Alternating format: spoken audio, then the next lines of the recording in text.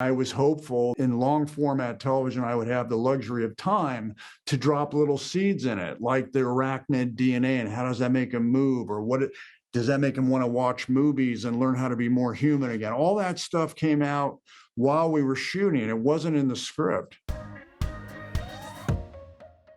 You've spoken for years about your love of comic books and these larger-than-life characters.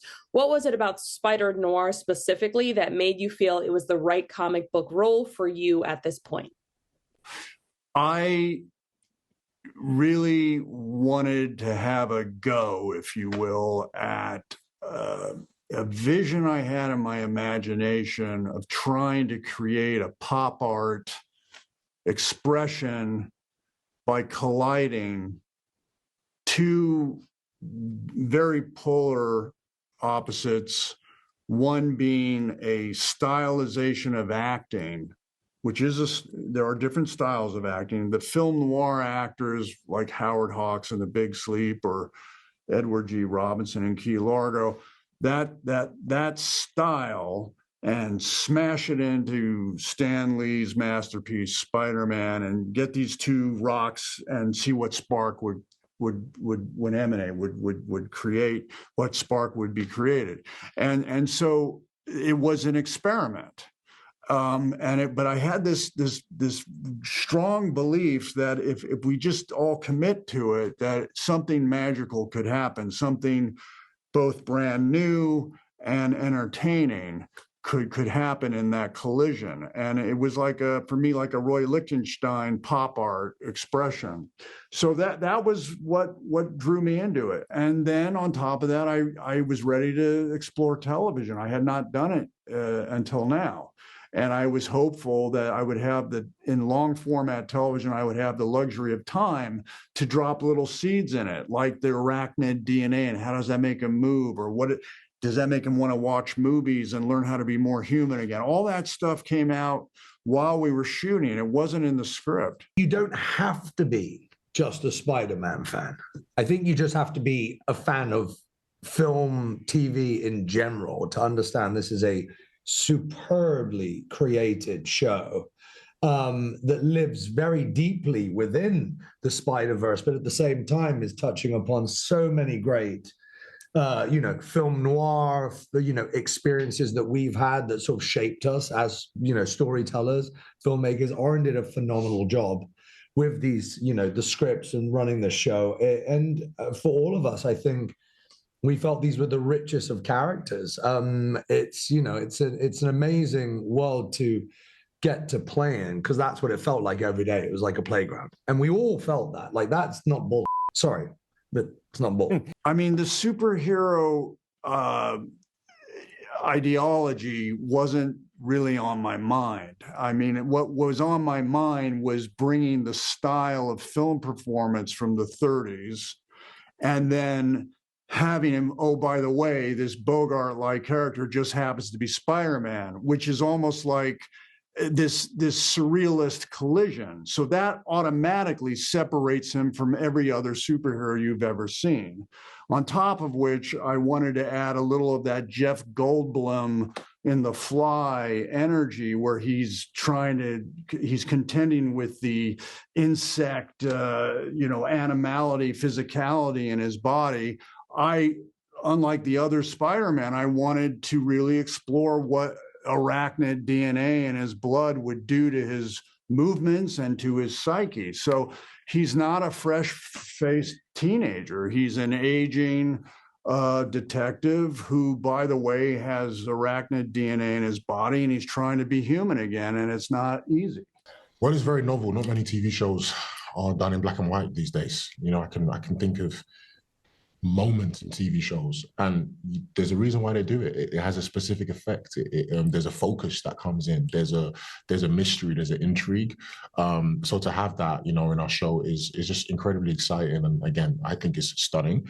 And I think for me, again, whatever version pulls you in, the fact that you have is the option. And I think for me as well, there are things that I've watched in black and white which I've loved, And I would love to know, what color was that tie? What color was those shoes? What color was that doorway?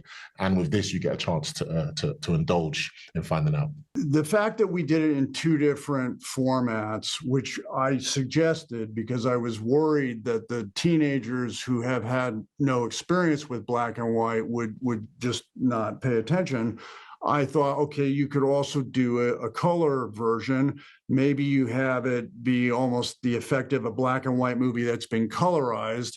But it was most important to me that I designed my character to fit into the black and white format. It is a black and white, old school performance. So that, for me, is the best way to watch the show. I think it's enormously satisfying that we're doing something, dare I say, a little bit revolutionary, in that it's not been done before, where a big television show has been deployed in two different formats. And I do think it will become the model, and other studios will start doing it, which would be great for directors because they all want to do black and white movies, and all actors want to be in black and white movies, at least actors my age, film enthusiasts. And so I think that we'll see what happens. But specifically, I designed my performance to be in black and white. We've been blessed with Nick Cage performances for over 4 decades now. Why does he embody Ben the way he does? What is it about him that just adds to that character on such another level? Because of his true deep love for film noir and his encyclopedic ability to pull from inspirations from any film on any given day, the way he's able to locate exactly which scene he wants to, he makes his choices based on.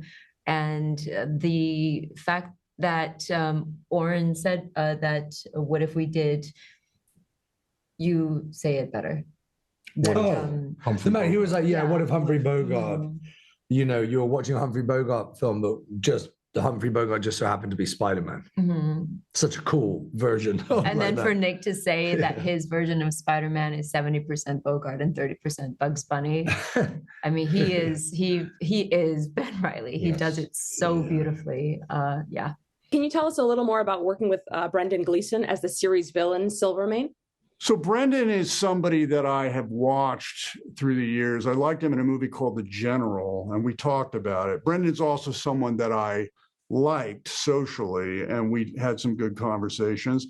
And so all that came into it, the kind of a mutual admiration, but also the idea that if it weren't for the fact that they're on two different sides of the fence, they would have been friends or could have been friends. And I wanted that complexity, that it seemed like they almost liked each other, even though he's the heavy and I'm the so-called good guy or hero. No one's perfectly good in noir. Everyone's got a bad story to tell, and that's what makes it more authentic. So for me, Spider-Noir is one of 2 or 3 times that a vision in my imagination manifested exactly as I had hoped. And I've been doing this for a long time. And it was scary, it was thrilling, and it was challenging, but I didn't really know if we were going to get there until I saw all 8 episodes, and I went, whew, and I woke up the next day and I started smiling.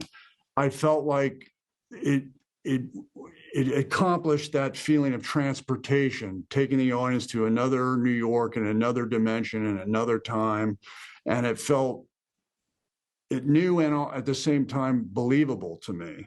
And so I was very happy with that. So yeah, I would put it, for my own personal satisfaction, I would put it in the top 3 in terms of something manifesting as I had hoped.